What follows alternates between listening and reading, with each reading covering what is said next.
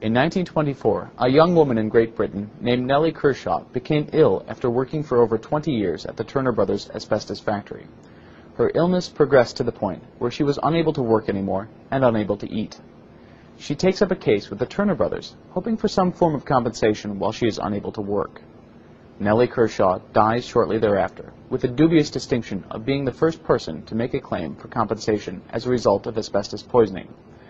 Instead of compensating Nelly and making her final days easier, Turner Brothers urges its insurance carriers to fight Nelly's claim to the death.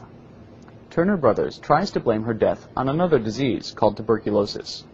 This represents the first documented effort by an asbestos manufacturer to deny compensation for an asbestos-related illness by blaming it on some other disease. The coroner, however, holds a full inquest with the jury to determine the cause of death. The jury disagrees with Turner Brothers and finds that Nelly's death was caused by asbestos. This is now the first case in history where a jury rejects an asbestos company's position, deciding that the underlying claim has merit.